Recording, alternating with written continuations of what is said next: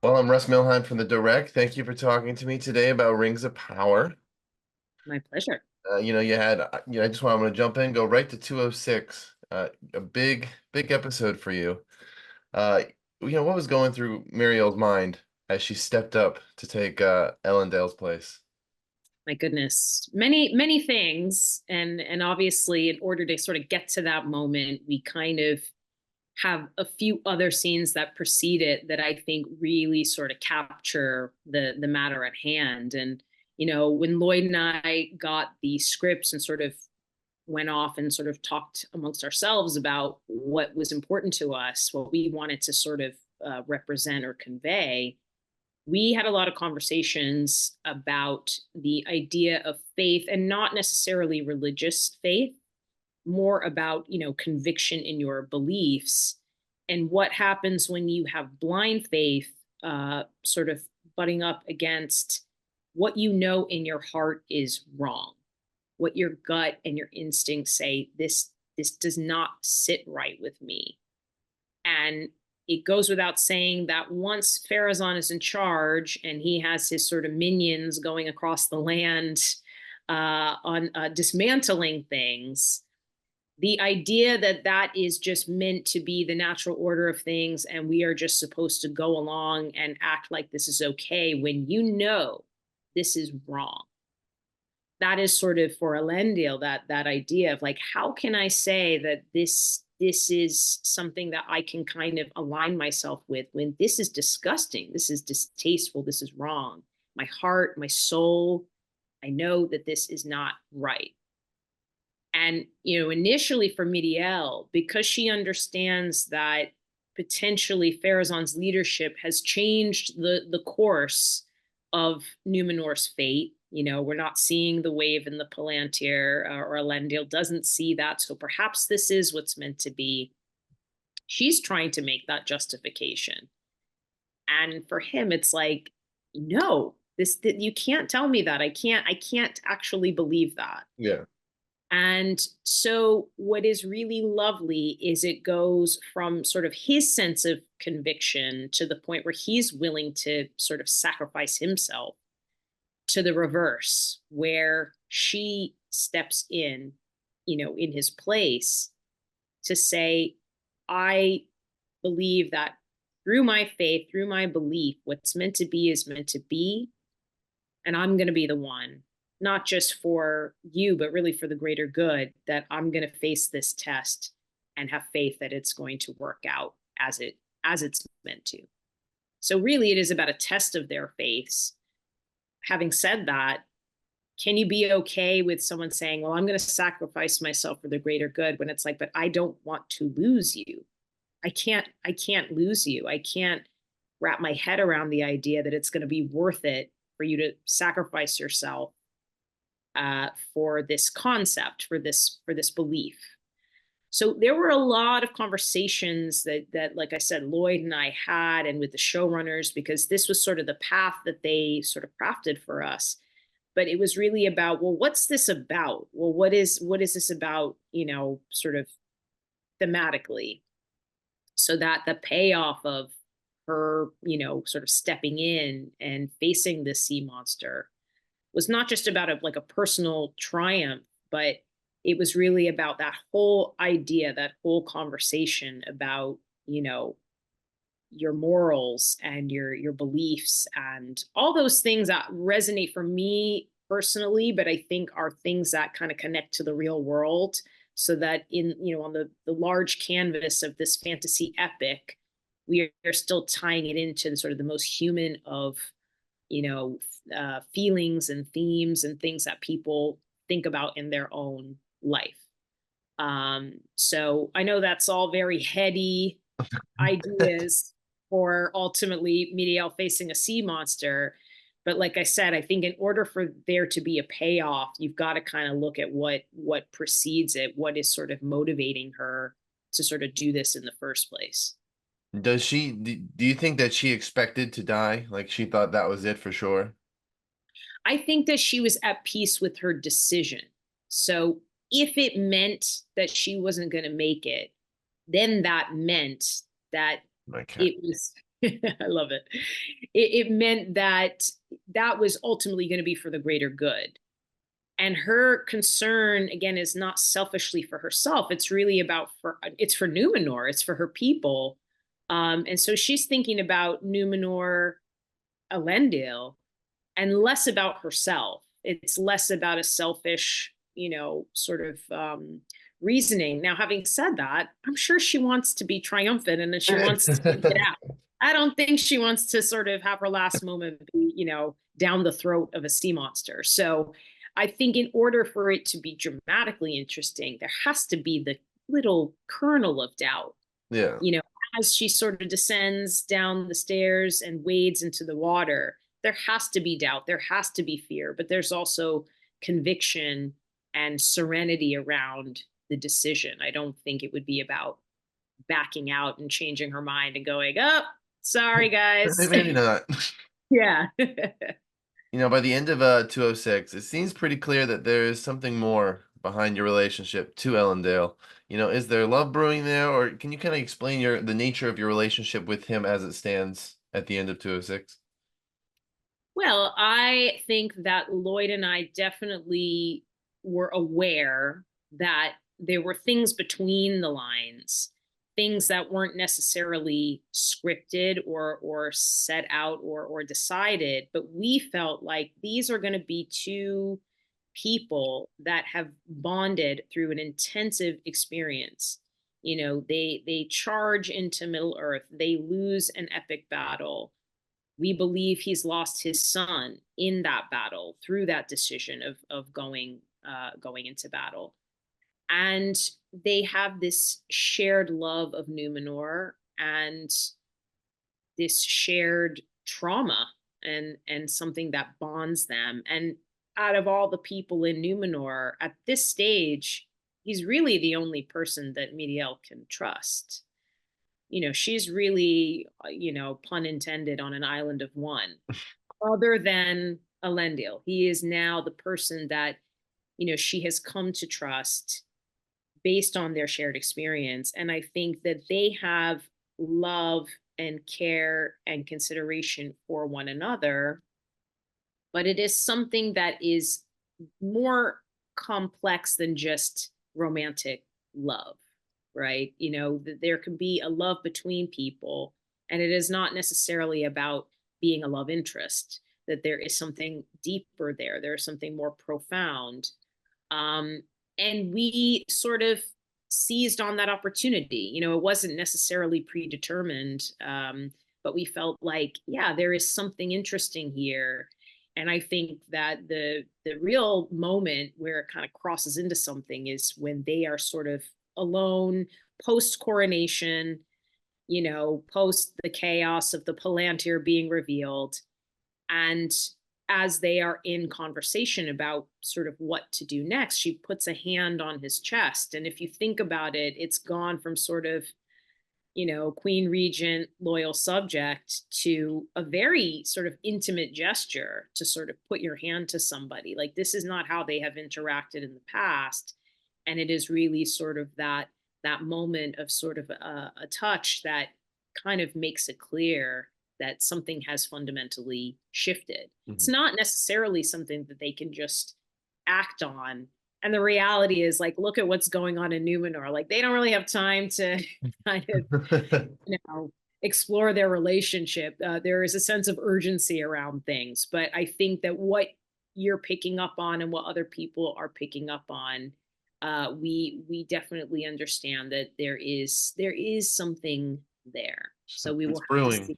Something is brewing. Something is brewing. A hot tea is brewing. In the source material, your character is actually married to Pharazon. Was that ever in the cards in the show? It doesn't seem like it was, but I mean, I don't know. Development is crazy. Definitely a question for the showrunners. I don't have an answer to that myself. And it is something that I also am curious about because, yes, in the lore, even though they're cousins, he sort of forces her into marriage. And what I always found interesting and what I am curious about myself is that, here we are presenting the series version of Rings of Power. And I think for a modern audience, this idea of just a straight up subjugation feels like something that I think could have more complexity to it than he forces her into marriage. I believe that Miriel is somebody who is trying to be one step ahead of everything, who is sort of making plans, who does understand the nature of people, certainly the nature of her cousin, would not just allow a subjugation and just let that be that. There would have to be some other thought process. And to me, it would really be about, I'm going to let you think that you are subjugating me. In reality, I am trying to strategize and make my other plans. So that, me personally, I think that that sort of feels like it's more in line with what a modern audience, I think, almost expects. I think just a straight up subjugation feels kind of retrograde to me personally.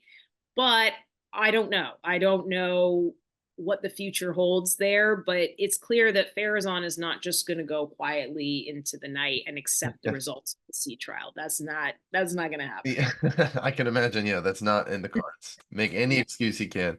Um, Now I want to throw in two unrelated questions here. So you played Amanda Waller in the Arrowverse, and there's still one more show kicking in that universe before it's all said and done. Superman and Lois, final season. What are the odds that you get one more appearance in that show? Oh man. I mean, look, I'm always waiting for the I'll say the bat signal, but that's the wrong show. Yeah.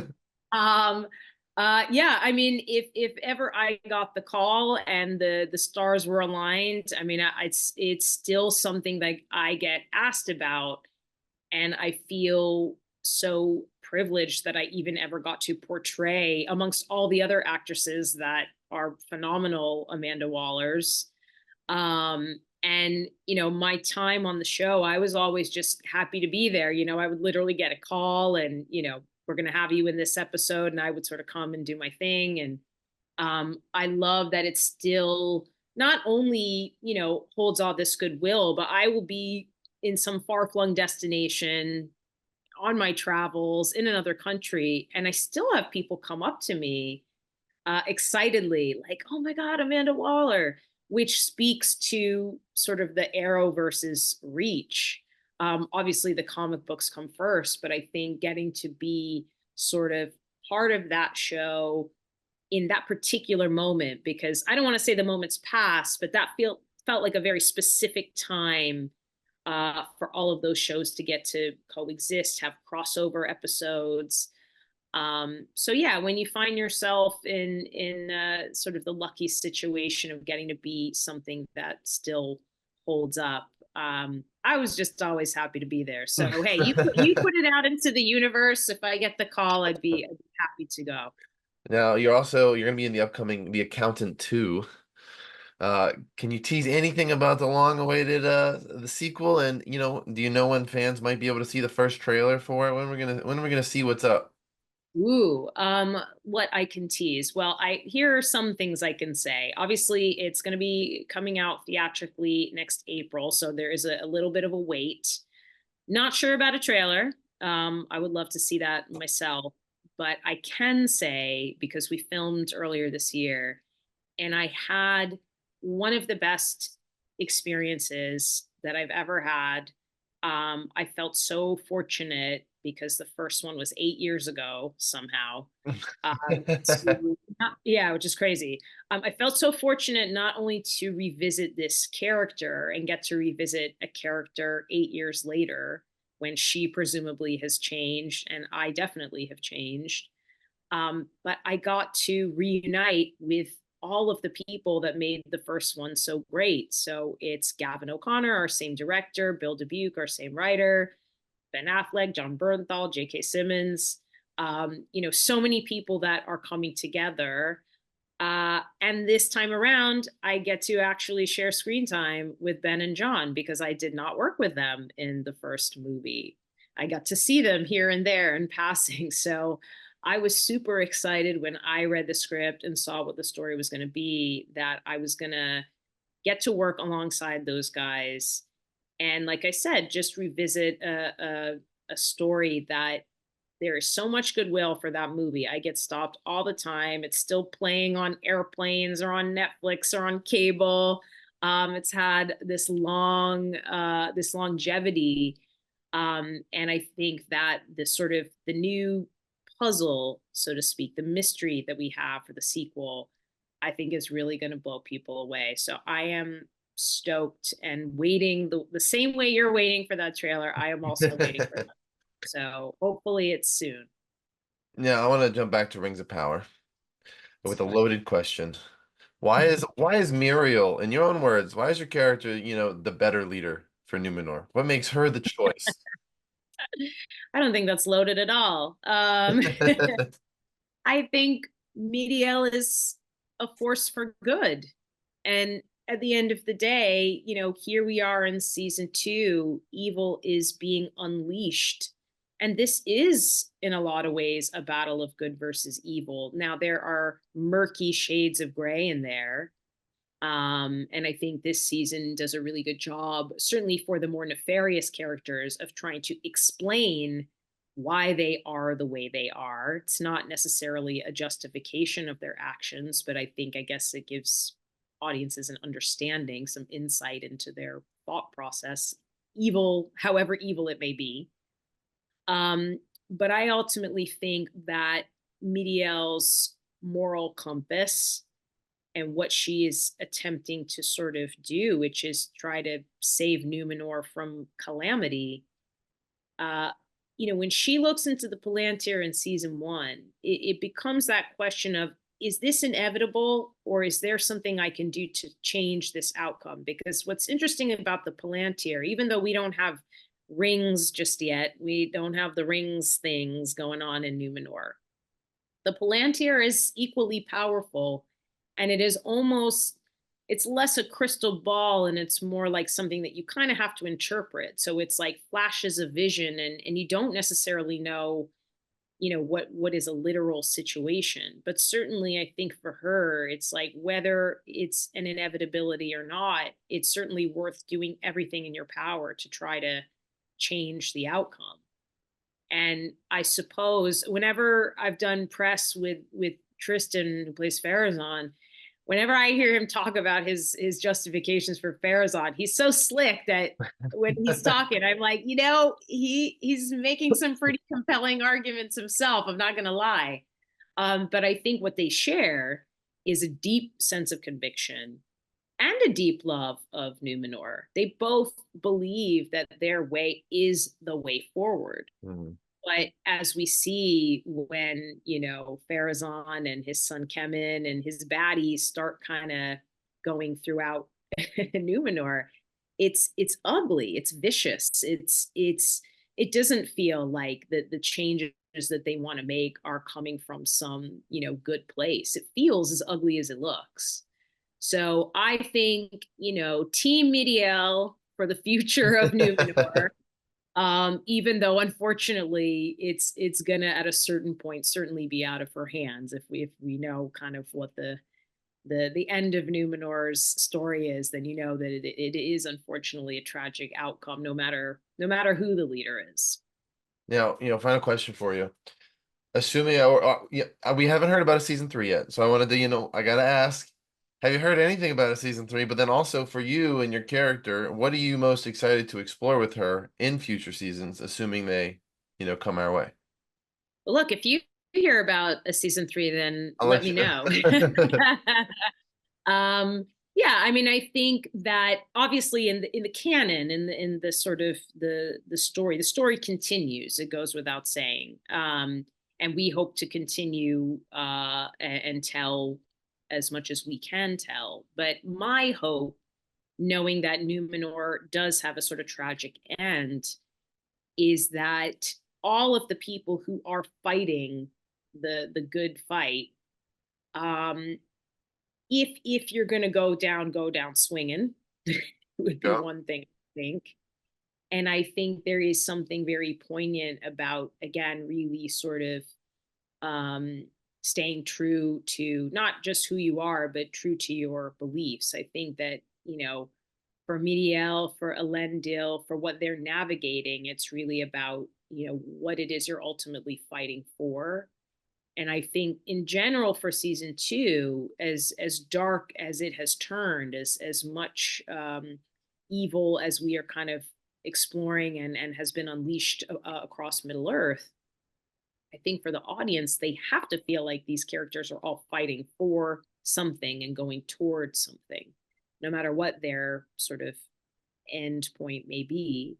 So I think that even when you know the end point, what's great is the showrunners get to take all these sort of circuitous routes in a really compelling way, because I think it's not, not to be corny, but it's not about the destination, it's the journey. It's all of the sort of the things that we're thematically exploring.